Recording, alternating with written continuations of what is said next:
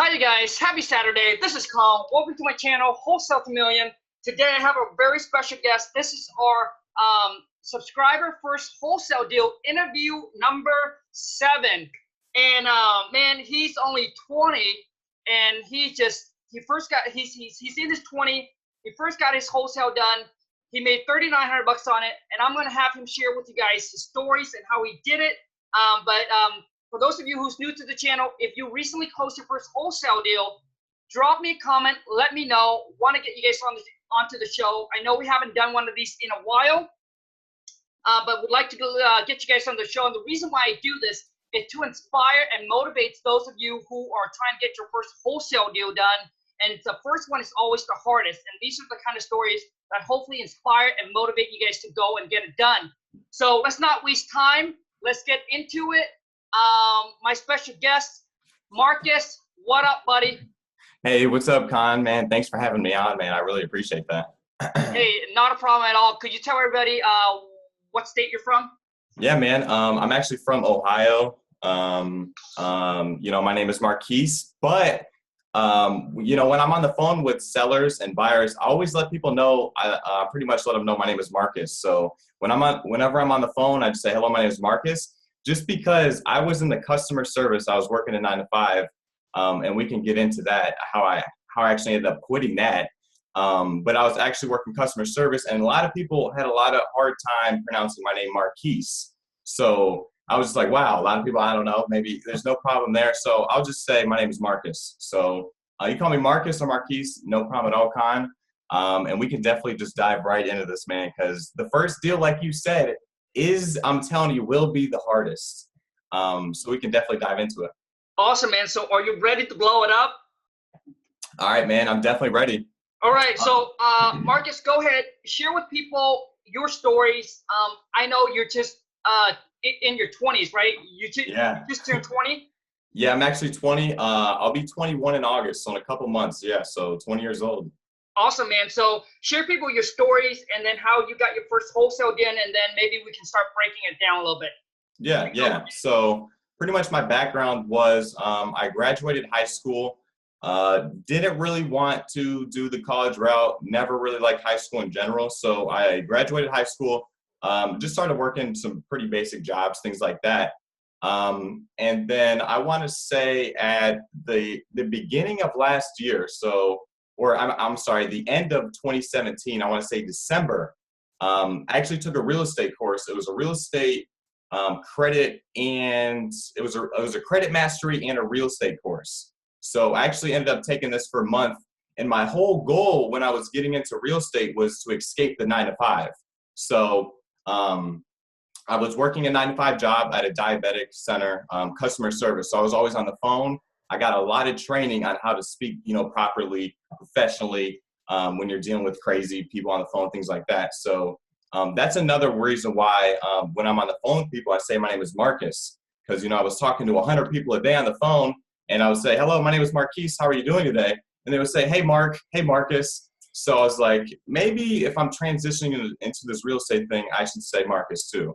So that's where we got, we transitioned to, I would say my name is Marcus. So getting back into it, I took this real estate course thinking that I wanted to purchase rental properties, okay? So I'm working a 9 to 5 job. I'm thinking, how can we escape this job from a year from now, okay? So in December of 2017, I'm thinking, how can I escape this 9 to 5 job in 1 year?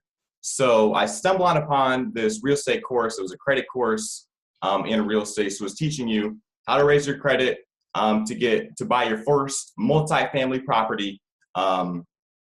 So I wanted to raise my credit to buy my first multifamily property in a year from now.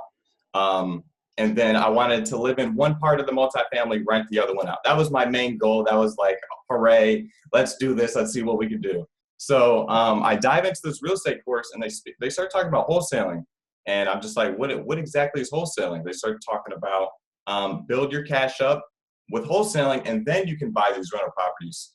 And I was like, wow, so that's kind of crazy. So this is in December of 2017. So I take that course for 30 days. I spend $150. And I actually canceled it at the end of the 30 days because I realized most of the information was in the first 30 days. I don't want to say the course name or anything like that. But I just realized after the 30 days, it was going to keep running on to things that I didn't want to learn about. So in January of 2018, I went hard on YouTube. I mean, on breaks, I'm going to work, I'm listening to your videos. Going to work, I'm listening to podcasts. I'm just listening to so much wholesaling. So I listened for about 3 months, I want to say. I listened to these videos nonstop, obsessed. I wasn't even listening to music anymore. I'm just straight hustling on these videos, man. So I was watching a lot of your free content, and I was just amazed on your story of how you were once living, and then, you know, how successful you are now, just because on that previous phone call we just had, you're making, you know, amazing amount of money from wholesaling compared to what you were doing. So I was like, wow, this is some amazing content. Maybe I can change my life too. So I became obsessed with your YouTube, watched your videos for, I want to say 3 months, right? And I'm also watching some other YouTubers on the way. So I actually am working a 9 to 5 this whole time. So January, February, March comes around. My bandit signs come in March the 23rd, I want to say. Okay, Con? And I want to tell you, I'm just the type of person that I never really wanted to work for a boss or for anyone else. Never wanted to work a 9 to 5. So this whole time I'm working this 9 to 5, I'm just like, man, I hate this. I can't do it anymore. So I told myself, I'm going to put 100% faith. I learned all this information about wholesaling. I want to put action in now, because the main thing that I want people to understand is you can watch videos for months on months, but if you don't put in the action, you will not get any results. So I had a lot of information overload, and I was like, man, there's about 100 different things I can keep learning about wholesaling, but I'm just going to put the action in, right? So I get my bandit signs in March the 23rd, I want to say somewhere around there. And I put my 2-week notice in. I was like, man, I know, Con, that you said you should have some. I had some savings. I definitely had some money saved up, so I was good for not a year, but I was probably good for around 6 months or so. I saved up some money for my 9 to 5, got my bandit signs in, and I ordered 300 bandit signs. And I told myself, these 300 bandit signs will give me a deal no matter what. I don't care what's going on. I'm putting out 50 of these things a week. We're getting a deal. Okay. So I actually get these bandit signs in the mail, put my 2-week notice in. I tell my boss, you know what, boss? I'm sorry. I told my boss I was joining I was going to become a real estate agent. That's what I told her. I didn't want to explain anything else. She said, no problem. Put in my 2-week notice. I actually don't even think I even made it the full 2-week notice, because I put my signs out and I really just wanted to pay attention to those phone calls. So I put my signs out, and just to make sure, Con, because there was so much stress on me to quit this 9 to 5. Like, there's people around me, you know, your parents, everyone's like, you know what, maybe you should get your first deal, then quit. Everyone was saying that. And, you know, I said, maybe I should do that. Maybe I should, but I'm taking this risk. I had a stable 9 to 5. We were making okay money, what people would say, you know what I mean? But it wasn't fitting. It just was not fitting right for me. I just could not do it. So I got the bandit signs, and just to make sure we were getting a deal, I purchased a 500 people. I got it from listsource.com, and we could definitely dive into more of that, but I got it from ListSource, and it was a high equity absentee owner list. So I bought, I think it was $60 for that on ListSource, and I purchased 500 of those, and then I skip traced it on reiskip.com is how I skip trace these numbers. And I don't know what the heck I did wrong, but I actually only got 250 numbers out of that 500. So maybe it's just like the skip tracing service. Maybe you just don't get the full amount. I don't know, because I'm still so new. You know what I mean? So we got 250 of those numbers. So I spent probably maybe 200 in total to do that whole process. So that was just like, if the bandit signs don't work, we'll definitely get a deal from this high equity list. There's a deal in there somewhere. So I'm getting all this stuff prepared because, you know, I have not 9 to 5 anymore. I'm just making sure we can do this. So with all the stress and all the anxiety, I still put in the 2 week. I was so afraid to put in that 2 week notice. Oh my goodness. I did not want to go to my boss. I was so afraid. And it's just crazy to think of how afraid we are of like hire other people in this 9 to 5 world. So I wanted to get out of it. So I purchased the list, got the bandit signs. We don't have our job anymore. And this is the craziest thing. I want people to understand this deal closed so fast. I mean, it's insane how fast we closed this deal. Because I want to say it closed so fast, but there were so many bumps in the road where I just didn't think it was going to happen. Like we'll get into it, but my paperwork was messed up. I thought the buyer didn't want the deal anymore. It went by very, very quick, but there was so many bumps in the road. Okay. So I got the bandit signs, I got the list, and I start calling. This was like probably I want to say maybe the first or second day I start cold calling. So my goal was to call the Craigslist. It was like the first thing. Get the Craigslist owners. This is how I found my deal. This is how we got the motivated seller. It doesn't even make sense to me because it was from Craigslist. And I heard a lot of people, Craigslist, they're not very motivated sellers on there, but this person was very motivated. So we got this deal from a Craigslist. Now it was a housing for rent. So I was just calling landlords, asking them if they actually had any properties they were interested in selling.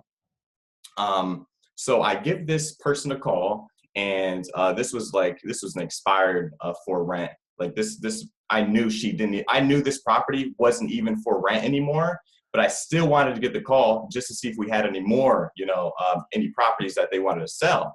So I call Craigslist for rent, and I want to say, Con, this doesn't even seem realistic. I know, but it was probably maybe the first 10 for rent I called on Craigslist, just calling, hey, do you have any properties you actually want to sell? So it was like I said, everything came pretty quickly, but there was a lot of troubles and road bumps in the process.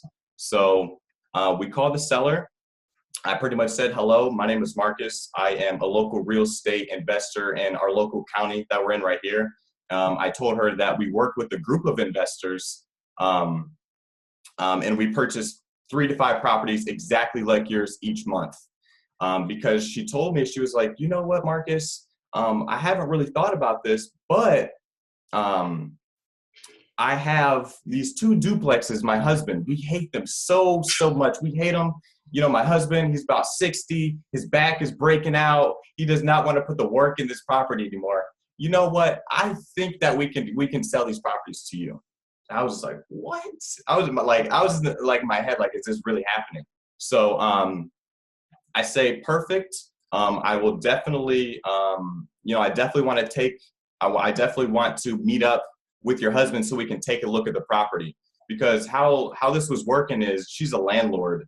Her and her husbands, they have a lot of properties, but these 2 duplexes they really hate. So they have a couple more properties. She works the business side of the property, like putting the listings on Craigslist or whatever they do to get the properties off their hands. And then he's actually like the handyman. So he shows off the properties, he works on them, things like that. So I get to like the end of the conversation, and I pretty much say, hey, Rosemary, if we're able to close in the next 10 days, what is actually the lowest cash offer amount you can accept for this property? And she said 30,000. Okay. So when she said 30,000, a light bulb went off in my head, because the ARV for the area is around 60 to 65,000 for these multifamilies. So a light bulb went off on my head. The tax assessor website, I looked at that. The appraisal was around 30,000. So I was like, maybe we can do something with this number. I told her that I would love to see the property. I want to do my due diligence so I can get my numbers right.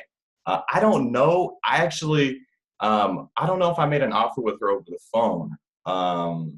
but she said 30,000 and the number seemed right. So I seemed, okay. I think I want to say over the phone, I said, we can do 25,000 for this property. I want to say, I kind of think I said that. But the whole point is I scheduled the appointment to see this place the next day. So the next day, here's the funniest part. I remember in one of your videos, you said, does it matter what kind of car you pull up in? So I remember one of those videos, I was like, huh. My car actually got in a car accident last year, and I was actually fixing like some of it, right? So my hood is blue on my Mazda. I have a Mazda. My hood is blue, and the rest of my car is silver. So I'm like, I really don't know if I want to take my car. I don't know if I could do this. So I called my mom. She worked. She lives about 15 minutes away. She's a registered nurse. She drives a really nice Mercedes-Benz. She's just so proud of. I was like, Mom, do you think I can use your car tomorrow morning? And to be honest with you, I didn't even tell my mom that I quit my 9-to-5 job. I didn't because I pretty much don't live with her, so I didn't want her to know everything I'm doing, things like this. So I was like, I'm going to take the day off work tomorrow, and I'm going to, can I just borrow your car? And she didn't really ask much of it. And she said, yeah, pretty much. You just put gas in it, whatever. So I borrowed her car, Mercedes-Benz, the next day. Pulled up to the duplex, and his name was Ed. He was already there. I pull outside the car. He comes. I introduce myself as Marcus. And to be honest with you, Con, when I'm looking at this property, I'm just like, what do I even do? What do I even do? Like, what am I looking at? Am I looking at the floors? Am I looking at the plumbing? Anything? So I just went off with the videos and pretty much went with when I'm walking to the property. I'm not even really thinking about the price, the repairs, things like that. I'm just trying to build really, really good rapport with this guy. So I'm just talking about how his day is, things like this. I got to the point where he's pretty much saying he's working Monday through Friday, trying to fix up this place. And he has grandkids, so he's watching the grandkids on the weekend. And this place needed about, he said 6,000 to 8,000 repairs, which when I asked him seems kind of low, to be honest with you. I thought it was around 15,000 repairs. That was just a number I got. I think I multiplied the square feet of the property, and I think I multiplied it maybe by 10 or 15. And that was just some rule I learned from somewhere else, where if you think the property is like a full gut rehab, I'm just throwing numbers out here, you do $20 times the square foot. So I just did a rough estimate. I got 15,000. He said 8. And he was like, you know what, I really, it's just breaking my back out to fix this place up. And I immediately said, you know what, we buy these properties as is, so you don't even have to work on this property anymore. What number would you go, what's your lowest number, sir? And he said, I can do 25,000.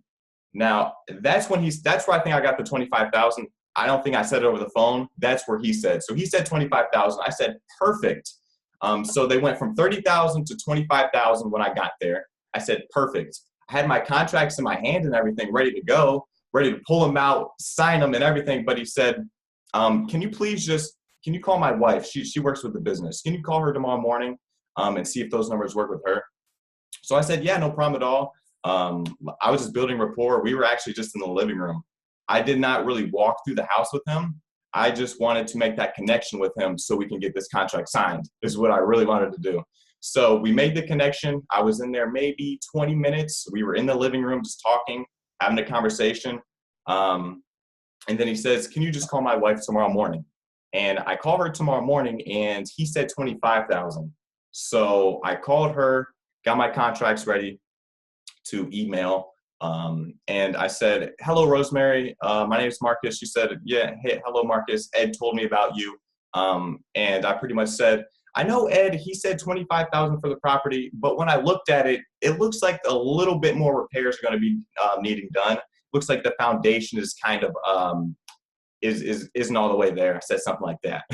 And I said, you know what, Rosemary, I can do 23,000 for this property. So I'm thinking I'm the man, Con. I'm like, man, we got this property under contract. I send the contract over to her for 23,000. She sent it back to me, I want to say 2 hours later. I got this thing quick. So she sends it back very fast for 23. Now, I believe I got this under contract. I know the exact date we have it under contract. So let me just look that up real quick. Let me see if we can find that. I don't know. I'll definitely find when I got under contract. But I got it under contract, I think on like a Wednesday or a Tuesday. So I really wanted to push it out before the weekend. I really wanted to market this to buyers before the weekend. But I just want everyone to know I didn't have any cash buyers. I didn't have any cash buyers or anything. I got it under contract. I was like, wow, this was some easy stuff. Is this what wholesaling is about? Man, little did I know. We got it under contract for $23,000.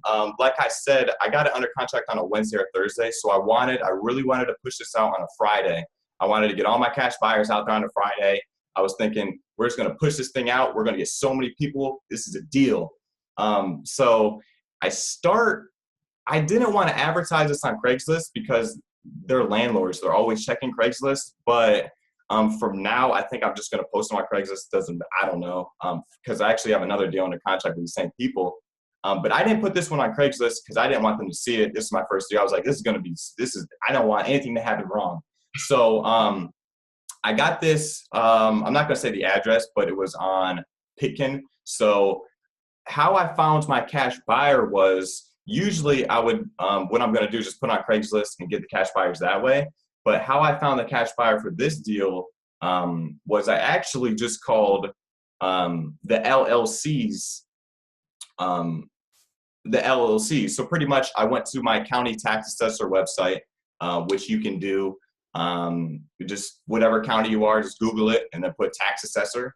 And then, the street that this property that I got under contract was on, Pitkin. So I pretty much went on my tax assessor website and in the address bar, I just went, just typed in Pitkin. So, now it just pulls up all the owners on that street and the next streets, I believe. And I just put up all the LLCs. And the first LLC I called, it was actually the cash buyer who purchased this property.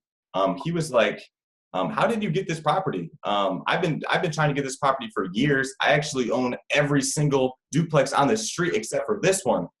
I didn't even tell him the address. He already knew what this place was. He was like, is it the one with the messed up porch and the TV on it? And I was like, wait, this guy reading my mind? I was like, yes, that's exactly the one. So I got off the phone with that guy and I said, we're going to have a meeting on Friday where we're going to have some other investors there and look at the property. So can you please come by at 3 p.m. is what I had it for. So I sent him an email out. He said, I'll show up. Perfect. So I tried to get a couple more cash buyers the same exact way, just looking up the LLCs, and some of them, they said they wanted to come out, but man, only this guy showed up. So I probably got in contact with maybe 5 or 6 more cash buyers, but I said, I'll come up at one time only 3 p.m. Some people said, I don't want to buy in that area. It doesn't look too good.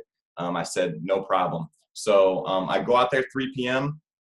And only this guy shows up. So I'm like, no problem at all. I'm not stressing at all. Once again, I don't know if this matters or anything at all. I borrowed my mom's car again for this appointment. So I drive up, I park the car in front of the house, whatever, so the buyer sees it, whatever. And we pretty much just walk through the house. And he's looking through it. I like the house a lot. And mind you, he's already a general contractor. So when I went into this appointment, I was thinking, what am I going to say to the buyer? I'm not really sure how much repairs need to be done. I really know nothing at all about repairs. The only thing I knew was 15,000 repairs. I did my numbers, 15,000. I got the numbers right. That's the only thing I knew. I didn't know why it was 15,000. You know what I mean, Con? So we get in there and I'm just thinking, is he going to ask me what needs repaired? What the heck's going to go on? So we're just walking through the property and we get to the very end where he looks through everything. He's like, man, I really like this property. I own all these other ones. I really want to get this one. And he says, can you do 25,000 right now? where's your contracts at? I had my contracts in my hand. I said, can you do 27? And you know, I was just like, man, I don't even know. So I was just like, can you do 27? And he was like, I really can't do, I could do 25 right now if you can sign the papers. I can do 25 right now. So I have it under contract right now for 23, originally 23. So I was making a 2K profit originally. And then I was like, man, we got to push for a little bit more. So he says 25, get your contracts out. I was like, man, I'll do it, whatever. I got my contract out, and he fills all the paperwork out like he already knew what the heck was going on. The earnest money is embarrassing, very embarrassing. The earnest money was, oh man. I told this guy to put down $10 earnest money is what I don't know what I was thinking, but I told him to put down $10. It was a big joke at closing table. It was a big joke.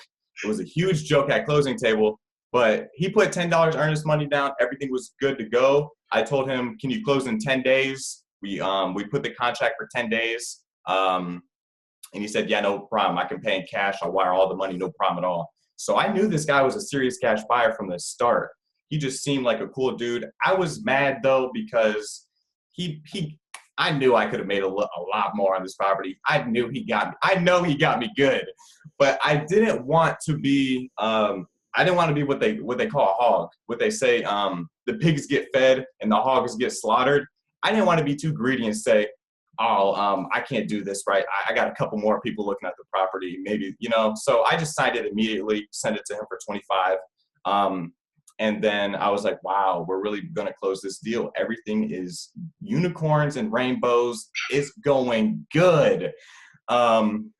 So pretty much where I mess up royally is I give this guy a purchase and another purchase and sales agreement. And this is pretty much the most confusing part in my whole deal was with pretty much the paperwork. So I had a purchase and sales agreement with the seller for $23,000. But I want to get back into the story. I had to call the sellers back the next day after I got it with the cash buy for 25. I had to call them back, and some people were saying, Marquis, you're greedy. Why are you going to call the seller and get a lower price? You're about to make $2,000. I said, guys, first of all, maybe because we no longer this is our business now. This is what we're going to be doing. We want to make the most profit as possible, and the sellers are going to still be happy. So we're helping the sellers, and we're still going to be making more profit. So I called them the next morning. I say, you know what? It looks like we are, the foundation is looking a little wobbly. I said, we're going to need at least 2,000 more, more work than we needed. And she said, no problem. And I said, can we get it for 20,000? Can I send you a new contract for 20,000?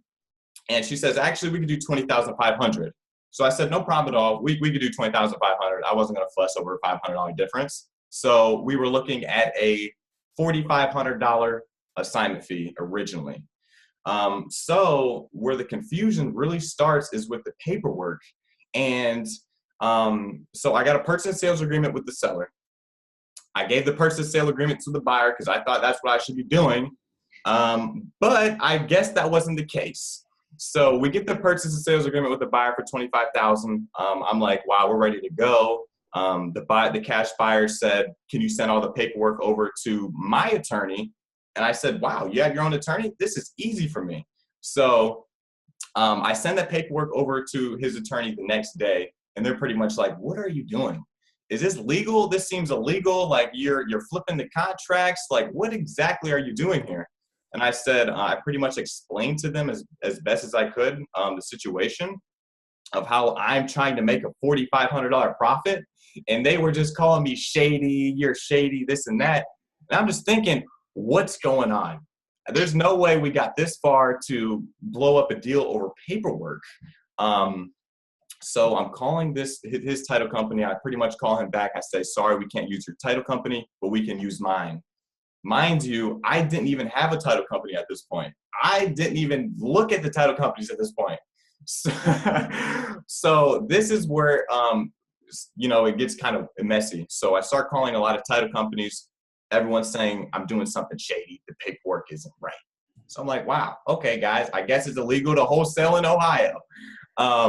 But I actually get in contact with a Facebook group, and another wholesaler helped me out. He pretty much said, hey, man, you should have a purchase and sales contract with the seller. I want to pull it up because this was the most confusing part. But I'm so happy that all this confusion is now cleared up, because once it's all cleared up and you get your first deal done, you're like, oh my goodness, this second deal, everything's going to go good. So I get the correct paperwork sent over to our title companies. Everything's still looking good, but I forgot to tell the buyer about closing costs. Usually in my contract, it'll say that the buyer should be paying closing costs, but I forgot to tell him. So I pretty much called him up, told him, hey, is there any way we can split the closing costs? You know what, I can pay them all because I forgot to tell you. And he said, yeah, no problem at all. We'll be able to split the closing costs. So I get the correct paperwork, and we send it over to the title company. I'm thinking everything's going to be great. However, it really almost, I feel like the deal almost blew up because we get the HUD settlement back about the next day or so. I don't know if I skipped over anything about the title company or anything. If we're good, we can keep rolling. But we get the HUD settlement back from the title company after I pretty much explained to the company. They says, yes, they can do assignments. The paperwork's good. I get all the paperwork over to her, and I contact the buyer. I let him know the paperwork's good to go. It is in the title company. And about a couple days later, I get the call from title that we're ready, that everything is ready to close. Can you get the buyer and can you get everyone situated? So I pretty much say, yeah, no problem at all. I send the buyer the HUD settlement because he pretty much wanted to see the HUD settlement, and I don't know why he wanted to see, but he was like, I haven't got a phone call from your title company. I haven't seen the HUD settlement. Can I see this? I'm like, oh crap. All right, no problem. I send over the HUD settlement, and he pretty much saying everything on the HUD is incorrect. And I'm just thinking, oh my goodness, there's no way this is incorrect. So we're on the phone, and he's getting kind of irritated. Like, this guy's actually getting mad at me over the phone, and I try to keep it professional. I didn't want the deal to blow up or anything like that. I didn't want to say, hey, can you maybe look at the HUD settlement a little bit better? Because immediately he says, I look at HUD settlements every day. I know what I'm doing. So I said, okay, sir. He says, I'm actually in the car driving right now. That's the first thing he said. I'm in the car driving. So he's looking at the HUD settlement on his phone saying everything is incorrect.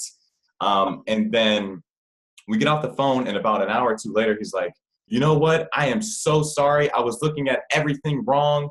Your paperwork is good to go. He was driving the car, and he had his glasses on. So obviously we understand why you weren't understanding the HUD settlement. So we get to closing the next day, and one part I might have messed up here is when I actually scheduled the seller and the buyer to meet up at the same time. I didn't think my buyer was going to be a shady guy, to be honest with you. I thought it was going to be great to go, good to go to closing. But we get to closing, and the seller was already there. I arrived, and then about 5 minutes later, the buyer arrived. So now we're all in the same room. We're signing documents, and everything's going smooth. And then out of nowhere, this guy is talking to my seller about buying even more properties from them. They're like, here's my business card. Just contact me, if you have any more properties you need to sell. So I was just like, wow, I'm not sure if that's typical, but that was just one thing where I was like, wow, you're going to just pass your business cards out to my seller in front of my face. But that was pretty much where the only weird part about was closing with the buyer and the seller. Next time, I think I want to have them come maybe an hour, ahead. Good thing I have another property under contract with the same sellers. This is another multifamily. They hate them so much. I already have that one under contract, so there's no way he can take that from me because I have it. So that's pretty much how the deal how my deal went. And like I said, it happened so quickly. Like, I think we got the paperwork. So we closed on April the 20th. And I want to say, let me just pull it. Give me 2 seconds. Let me just pull up my title work, okay? Sure. Marcus, dude, I mean, typically people are not thrilled, but you tell the story. I don't even need to go back and say anything. The only thing that I need to ask is that when you went and met the seller, now when you got on the contract, how much earnest money? That's the one thing people always want to know. Yeah, man. I mean, I told this, and this was another thing at closing. I told the sellers that I was just going to put earnest money down. They didn't ask me. I just said I'm going to put it down. So the earnest money I got on the contract was actually $10. So yeah, $10 earnest money. And I actually forgot to give these people their earnest money. I didn't think they actually wanted it that bad. It was $10. So at closing, they actually asked for it. And I didn't have the $10 on me. So I actually had to go to the bank, take it out, because I only carry, my debit card. So I had to go to the bank, take it out, drive 30 minutes to her job, and give her $10. And that was another part where I was just like, wow. So yeah, $10 earnest money for the seller and the buyer, which I definitely learned all my lessons about earnest money because, yeah. Right. Yeah. So Marcus, so basically you went out. So on your side with the seller, it's a $10 earnest money. It could have been $1 because the seller didn't even ask. Exactly. They didn't even ask. All I said was, I'm going to send our earnest money to make the paperwork legal or something. I just pretty much said what the earnest money was for. They didn't ask. Yeah, they didn't ask how much. But I guess the title company were like, "Where's the $10?" And they said, "Well, he never gave it to me." And I had to go run 30 minutes out. So I pulled it up. The purchase and sales agreement, I got it with the seller on April the 8th. And this is the one I had. This is the new one. So for $20,500, that was on April the 8th, is where we got that one from. And then the biggest problem was the purchase, and it's still kind of confusing to me. The purchase and sales agreement with the seller, and then I had to get a assignment of sale and purchase contract with the buyer. So that's where the biggest mistake was. And I thought many a times the deal was going to blow up. I literally thought we weren't going to be able to close just because I forgot to tell the buyer about closing costs. The title companies had no idea what title company to use. Just pretty much everything that could went wrong at the very end of the deal, but everything still worked out. And we had a $3,900 profit. So I'm really I was excited about it. It still doesn't really feel real. Wholesaling does not feel real until you see that first check in your hands and you're like, wow. So we got that deal we closed that very quick. I think it was like 12 days from start to finish maybe. And I want to tell everyone, if you just have to put faith in yourself that you can do this. Because I mean, like, as you can see, I didn't have that much experience, but I knew everything you needed to know about wholesaling. Once you watch enough videos, you'll be on information overload. You'll keep telling yourself, I need to watch one more. I need to watch one more, and then I can start my deal. I literally turned off all the YouTube, all the podcasts, and just got on the phone. And that's all you have to do is just stop learning. Once you get the information, put the action in, and then you can close your first deal in the first 30 days easily. There's enough deals out here literally for everyone. So yeah, I did this first deal, and we're in Ohio, and we're actually near Cleveland. If anyone's near Cleveland, I'm telling you, there's enough deals for everyone out here. The market's hot. So like, I just want to tell everyone, no matter what your age, no matter if you're working a 9 to 5, if you're young, try to escape the 9 to 5 if you can. You know what I mean? I just want to tell everyone, because a lot of people are telling me you should get your first deal done. But honestly, Con, if I was still working my 9 to 5, I don't think I'd be able. I honestly don't think I'd be able to do it. Just because in between my breaks, I would have to be on my phone, which some people are doing. You can be on the phone in between your breaks, right when you get off home. But I was scheduling these appointments early in the morning so I could get to it as soon as possible. And I wouldn't be able to do that with my 9 to 5 job. So, you know, I put my 2-week notice in, we took that leap of faith, and, you know, 3 weeks later, we closed our first deal, and we're definitely not stopping there. You know, we got another contract signed, so we want to close that one. We're looking to make at least 6,000 to 7,000 on this property here. And once you get your first one done, the whole process, you'll feel so much better. Like, it'll just be so much easier. You want to start getting on the phones. You want to start talking to people, because the next phone call you make can be a $5,000 paycheck, depending, you know, where you're at. You know, people are making $50,000 paychecks easily. So the $5,000 paychecks is definitely life-changing. You know, mine was $3,900, and that's still life-changing. If you're working a 9 to 5, it takes some people 2 months to make $4,000. So, you know, we just did that in 3 weeks, 2 weeks. So if you just keep it consistent, have faith. That's the biggest thing you just have to have faith. Doesn't matter what anyone's saying that you can't do it. If you have faith, it will happen. And I guess I'm proof that if I can wholesale my first deal at 20 years old with no college education, we did not go to college. We took 1 month of real estate course that really wasn't that great for us. And we learned all this information on free content on YouTube. So if you're just starting out, I would really recommend to, you know, some marketing. I would really recommend, when you're just starting out, get some bandit signs, start cold calling. And what I kind of like, what I was kind of experimenting with, was ringless voicemail. I think I sent out like 200 ringless voicemail blasts, and I got like 6 phone calls right off the bat, I was like, what the heck? So those are kind of like the 3 marketing that I'm using, because they're fairly cheap. Bandit signs, you know, you'll get a deal from your bandit signs. So I would highly suggest to get you some bandit signs as soon as possible. Get you your Google Voice number. Just put your Google Voice number on those bandit signs and just experiment. You know, put 20 out a week, put 50 out a week. Just experiment with those, because that's really cheap marketing, and you can get a deal from bandit signs. So I definitely would recommend people to get really bandit signs, cold calling. You know, just hit the phones up, and you know, people can get these deals. Awesome, man. Well, you know what, Marcus, I want to say, dude, congrats. And I want to say, dude, you're a hustler. Man. Yeah, man, we're grinding, man. And like, it just feels so much different. Like waking up for a 9 to 5 job, from waking up to a 9 to 5, from waking up to your own hours. And it's crazy to me saying this at 20 years old, waking up to your own hours.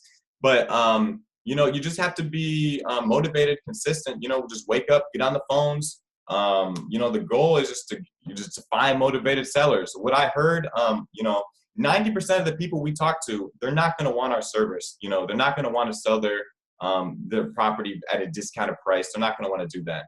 But, you know, the 10% of people, or that next phone call, can be the next person. They will want to sell their property at a discounted price if they are motivated. You know, in my case, they were burnt out landlords who no longer wanted to fix their property. So they wanted to let it go fast. And she said, since we sold this property so cheap to you, that's the only reason why I wanted the $10 earnest money. So that's what she even said, that we got it so cheap that she wanted the $10 earnest money.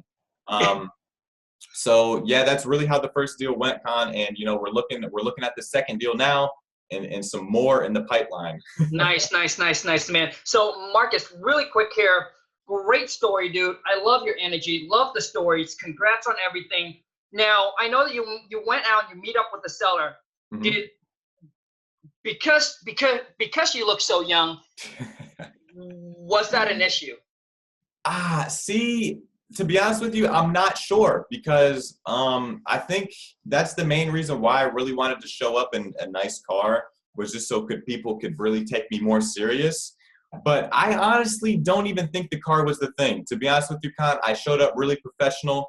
You know, I put on my work clothes. You know, I had a real nice button shirt, things like that. So my conversation was still very professional. I honestly think even without the car, we would have still had this deal, because when I was speaking with the seller, he really didn't have an issue with my age. He didn't really say anything. Was like, oh, are you really buying this property? one funny thing, like there was the locks on the house. There's the locks on them. And he was like, oh, hey, when you fix up these properties, do you use these certain locks? And I was like, in my mind, I was like, I don't even fix these properties. I'm not sure what you're talking about. But I was like, no, we don't use these locks, yada, yada. So I think he seriously believed I was the cash buyer putting the money down. So there wasn't an issue there. In my further deals, I'm not going to keep taking my mom's car because that's just going to be a waste of my time. I'm just going to paint my car completely black. It's a nice car. It's not beat up or anything. I got a blue hood. It's ugly. I didn't want to show up in that. So that's the only reason why we did that. But yeah, Con, the seller, we just had really good rapport. So the connection was there, you know? Nice. Yeah. Nice. So for those of you guys out there that are 18, 19, 20, 21, 22, and you guys are making excuses, you know, I'm too young to this, dude. You know, to me, there's only two things in life. It's either results or excuse. You can only choose one. You cannot have both. But Marcus, dude, what an inspiration, man. So the things you guys got to understand is just like Marcus just shared with you guys. The thing is you guys don't need to bring up the earnest money. When Marcus, when we were on that live call, did the seller ask me about earnest money? Oh my goodness, no, he did not. You know, So, when they're motivated, which on that phone call, he seemed very motivated. That's not even like really a question in their mind about the earnest money. So if you do deal, I think, in my opinion, I'm not sure if this is correct or anything like that, but in my experience, when I was on the phone with some people and they are asking for earnest money, or they want to see that proof of income or anything like that, those people really aren't the most motivated people. And just from my experience, like on the phones with some of these people. So yeah, the earnest money was only $10. That's right. So the next time around, what are you going to ask? How are you going to ask the buyer, Marcus, for a? Yeah. So next time around, for this property, I'm going to take more time advertising it because I only advertised maybe for like 2 or 3 days when we found a cash buyer on like the next day or something like that. But the biggest advice that I really learned from this was you really just don't want to deal with one cash buyer. And for this next deal, I wanted to spend a lot more time marketing this property that we have under contract. I just don't want to shove it out. I just shoved it out because it was my first day. I was like, wow, we got to do this before the weekend. But I want to market this one a lot more. I want to get more cash buyers in the property, more than just one. So I'm not just worrying about that cash buyer. And I'm going to say, hey, you know what we do? I think the minimum earnest money that I'm going to probably accept is $500 earnest money. I'm not sure if that's a good earnest money for the buyer. But I think that's what I'm going to ask next time. So, okay. So the thing is here, Marcus, is that let's say that I'm the buyer and I said, hey, you know what? I'm ready to move forward and do this deal. What do I need to do, Marcus? So pretty much if you were the buyer and you're ready. So pretty much I would say, so from what we need from you now is we're just going to need a $500 security deposit. So now check this out. Marcus, basically when it comes to price, always ask the other person. Okay. So basically, if you're gonna come to me, I would not even say. I'll tell them straight up, it's not an earnest money. This is a non-refundable deposit, and this is what I would say. I'll say, Marcus, so how much can you put down for a non-refundable deposit for us to move forward to do this deal with you? Because you might think 500, but what if I say, you know what, 2,000, 1,000? Right. Right. A lot. When it comes to price, when it comes to talking price to any person, do not mention a number. Ask the other person first. Do what I ask. I asked agents. I asked agents. I asked bird dogs. I asked anybody that brought me deals. I asked my buyers. Like my earnest money, my deposit with seller, I would say earnest money with my deposit market. It's never been less than 5,000. If the assignment fee is 5,000, they come in with 5,000. It's never been less than 5,000. Okay. So the thing is, I mean, this one buyer here, this is what he said. He said, Kong, so what do I need to do? How much money do I need to put down for us to go ahead and move forward with this deal? I said, Jeff, how much can you put down, man? So you ask him back, how much can you put down? He said, and this is what he said. He said, he said, and then he's the one who mentioned the number. He said, I could put down 20,000.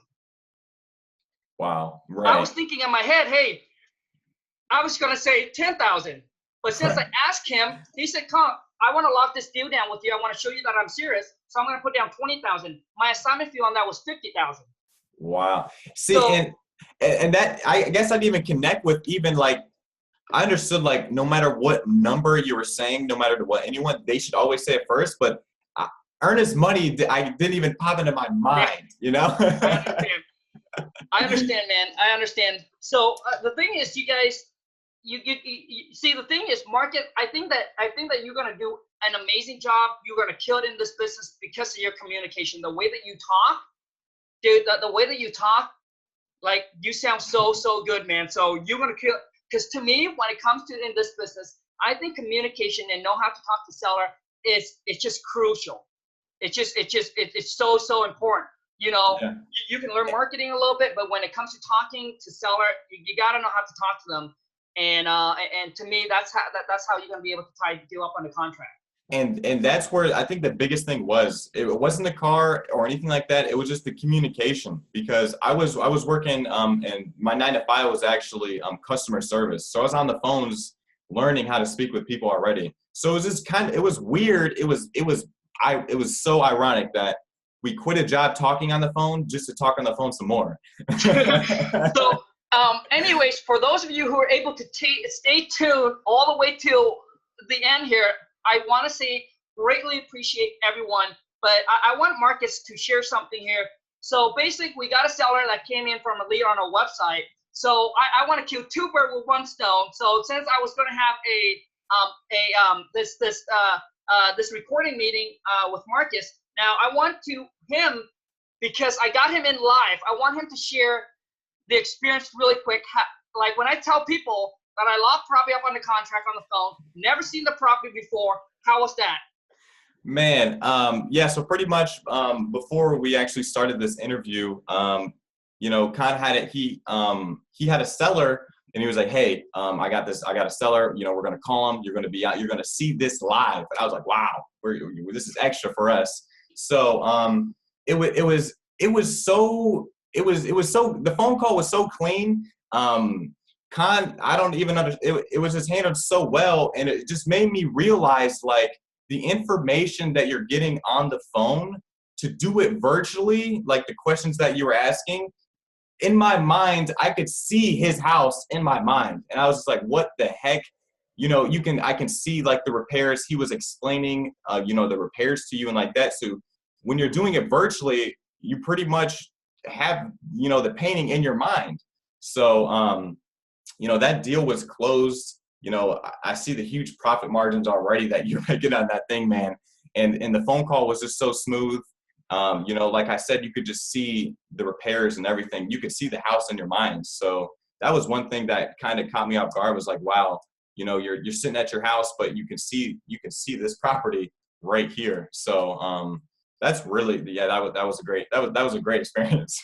Good. Hey, so now the thing is, Marcus, I completely just want you to be real, and be transparent with everyone. If there's something I did that's not good or anything like that, dude, guys, I'm not offended about anything, because I know that I'm still in the process of the work and making it better, and no one is perfect.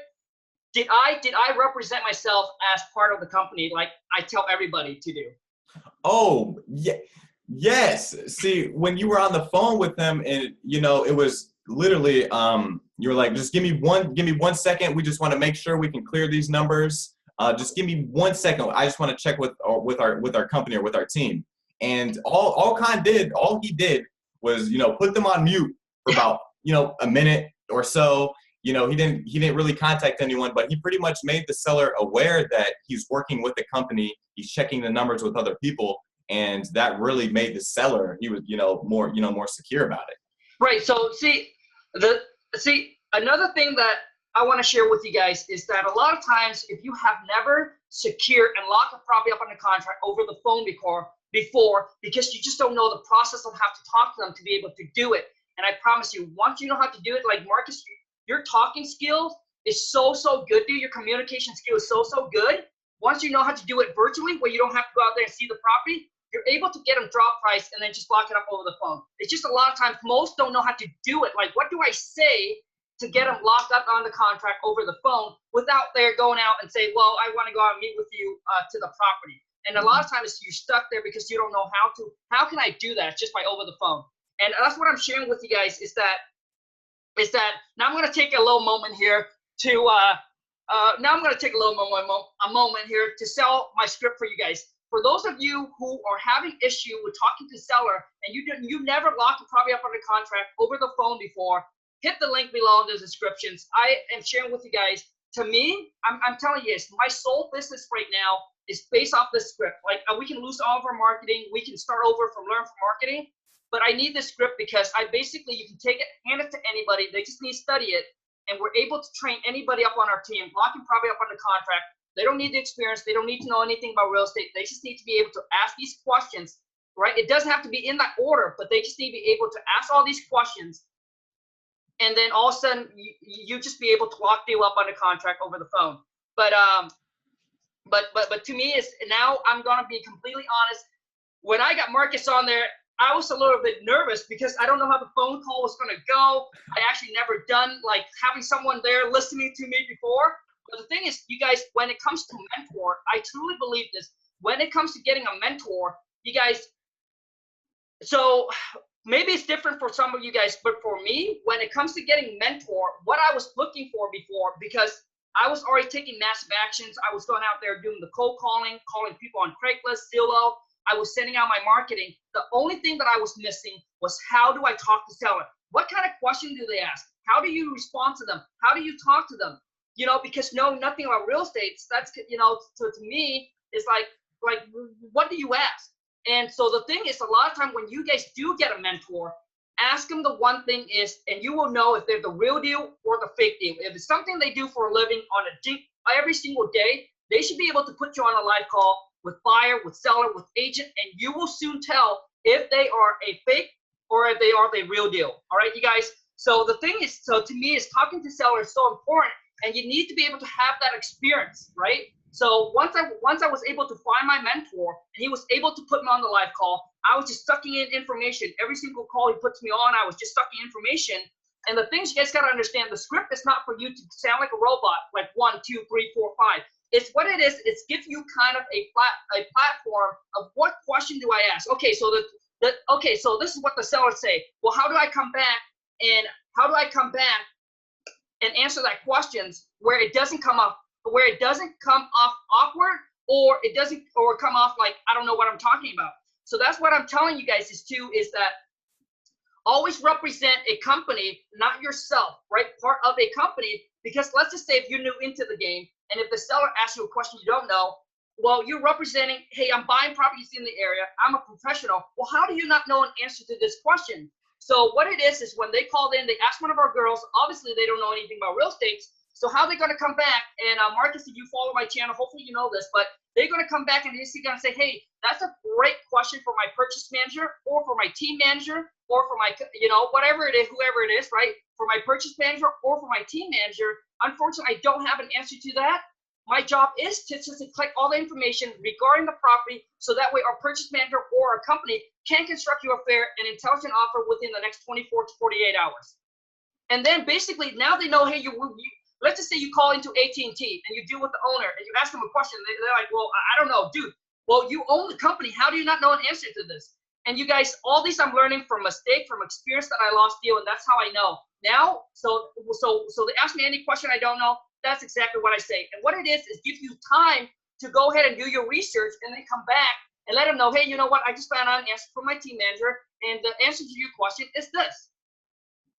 So basically what it is with that question, it buys you time to find the answer to whatever it is. Because if you say something wrong, if they give off the wrong vibe or whatever it is, and they don't feel, and they just felt weird, they're not wanting to move forward. If they feel something, they're not gonna, you know, they're not gonna want to continue. So, you know, and a lot of times, you know, and the question is, and another one that I have is maybe for some of you say, well, you know, what if the seller say, hey, I want to come out and, you know, I'm not going to sell my property until you come out and look at the property. Well, this is what you would say. you know, whatever. And Marcus, dude, and you were using my name. I felt, see, the thing is, you guys, when you say sir or whatever it is, but when it comes to name, I just felt so connected with you, dude. Like, you know, when you say, that's why I tell people, it's like, you know, say sir and ma'am, but when I use their name, and as you see on the live call, I use his name like, you know. Yeah, and that's the main reason why I think we just built such a good connection with the seller, because I was calling them by their name. His name was Ed and Rosemary. I might have said sir when I was first meeting them so I can get their name. Other than that, it was like a first name basis. And like the script is so important, because like when you're first getting into this, you don't know what to say on the phone. You're like, what do I even say on the phone? So I think if you get a script, which is pretty much a must need. Once you learn the script, you follow a script, you really don't need it anymore, because it's like implemented in your brain. It's natural. You kind of flow naturally. But I really highly suggest to get a script, learn that script. So once you start getting on the phone calls, you'll be ready for those objections when those objections comes up. If the seller, you know, if he says, I'm sorry, we can't do that price, anything like that, you know, you just have a script so you can follow it and you can learn from it. So that's one of the biggest keys. I was looking, I thought, oh man, you know, I can just get a free script. We can look this up on the forums. We can get a free script. Not going to work. You know, those scripts are not really that great. The information you will not learn. If you get a solid script and you learn it, you'll have that forever. So whatever the price may be, you'll definitely will double, you know, from your first wholesale deal. So I definitely would recommend anyone to get a script, because that's something you definitely need to learn. So you'll feel more confident about wholesaling. Yeah, see, so the thing is that you guys got to understand, yes, there are, you know, there are people out there that's providing with their script and everything like that. There are free out there, but what I'm sharing with you is that I can share with you guys everything in my business right now, like how do you find buyers? Okay, you know, like how do you find buyers? How do you talk to agent? I can share with you guys all of that, but you guys got to understand there's never something for nothing in life. And also too is that you know, the people already pay their dues and their price. You know, it cost me over X amount to mentor. You know, my mentor cost over, when I first started, over $100,000 for seminar, for mentor, to get the information I have right now. And you guys got to understand this, the script that I have, it is the soul to my business. So for me is that I just don't want to give that out for free. And when it's free, people take it for granted. When people invest in it, they just know that now for me to get the return on it, well, I got to do a deal to make a return on it. But so anyways, you guys, I just want to wrap this up. Marcus, thank you so much for your time, man. I really appreciate it. Thanks for being a part of the channel and part of the family. And thank you so much for taking time and being on here and inspire everybody to go and get the deal done. Now, any last word for our viewer? Yeah, pretty much. If you're just starting out, you know, I really just highly recommend to get you some bandit signs. You know, go to dirtcheapsigns.com to get you some nice bandit signs. I like to use the horizontal flutes. Those are the ones that you can put the zip ties in there, so you can zip tie them around, put them on stop signs, whatever. I really just put in the act, like, guys, just put in the action. Just watch YouTube videos, put in the action, put up your bandit signs. Learn how to talk on the phone, and the best way to learn how to talk on the phone is a script. I was working my customer service job, and you know, our bosses gave us a script, and we had to learn the script. And then after a few weeks of training, we knew that script in our minds, so we no longer needed to look at the script.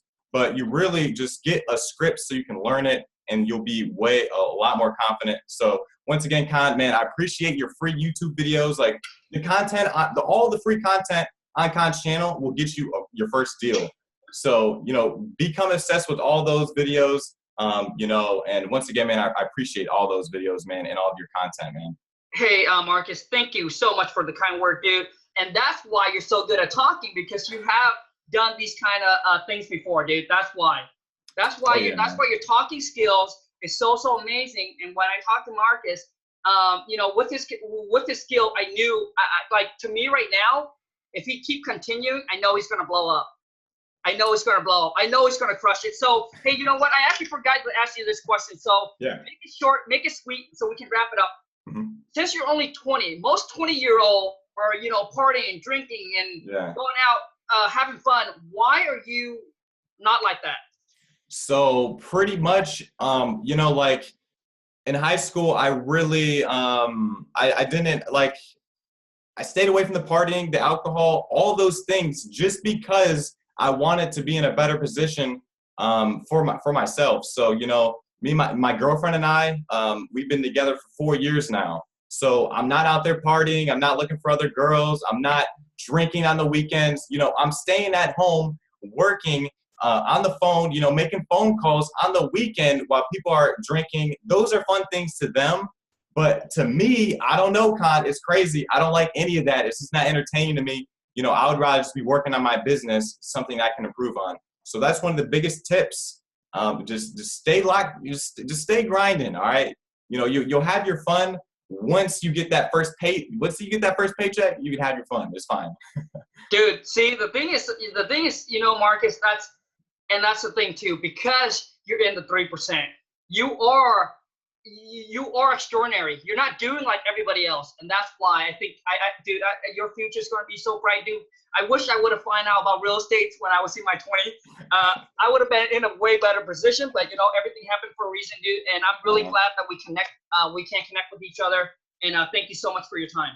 Hey, man, once again, thank you for your time, for you know, letting me get this interview out. And thank you, you know, once again, that live call, my mind is just blown. I mean, that live call was probably maybe 4 minutes. You locked the deal up, just made an easy 40, 50K, probably. So once again, thank you a lot. You know, have a good day, Con. And I'll definitely will stay tuned, keep watching your videos because there's so much content in there, man. Cool. Hey, you know what? I forgot to ask you this, is that, do you have any social media? Like, how can people reach out to you and connect with you, etc.? Yeah. So Hey, wait. You're going to be famous, so give out information that you only want to. Otherwise, your phone is going to blow up. I'm not going to give you guys, you know, my email address or anything like that. But if you guys have any questions or anything like that, you know, my Instagram DMs kind of already been blown up because some other people, I've seen that the check on there. But if you guys want to hit up my Instagram, you can follow me at GODMARQUIS.